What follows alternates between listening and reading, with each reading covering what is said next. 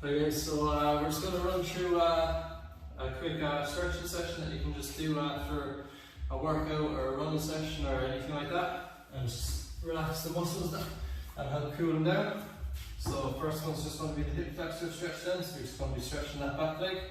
So you can just squeeze the glutes, have the front leg up, and then just putting the hand up on that back leg as well.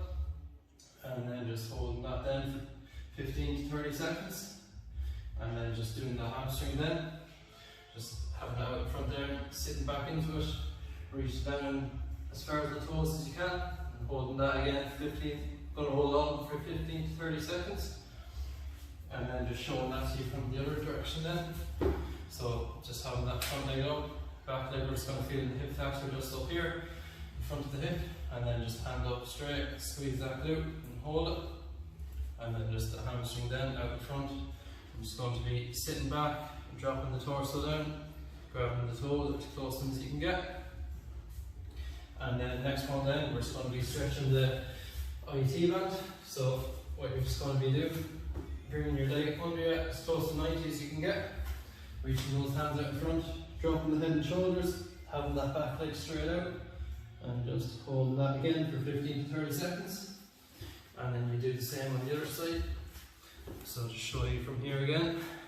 So you're just getting it as close to 90 as you can, and then just reaching those hands out in front, and dropping the back leg straight behind, dropping the head and shoulders, and then just holding it. And then just for the calves then, you're just going to be having right over left, and just having that straight behind you, and then just holding that for 15 to 30 seconds. And then just on the other side then, same idea, just have one over the other. And then just for your lower back then, you're just going to do flexion and extension. So just going to be starting off lying on your stomach, and then you're just going to be pushing up through those arms, and then you're just going to be extending the lower back all the way along, and then just looking up at the ceiling or the sky, and then just holding that for 15 to 30 seconds.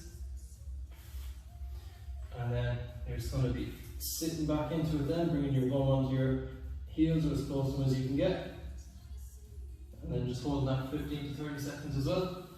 And just while you're doing that as well, you can just extend up, and then you can look over your left shoulder and just hold that as well, and then just looking over the right shoulder, just so we're doing different sides of it as well, and not just the same stretch every time. And the same when you're doing the flexion as well, so you can just sit back and then just bring your arms over to one side, and then the same then, just bring it over to the opposite side then, as far as you can reach, and you can just feel the stretch up along the side there. And then just for your adductors or your groin then, so you're just going to be doing the frog sit, but you're just going to be holding it this time, and you're just going to be sitting back into it, and then just holding it there once you can feel a nice stretch.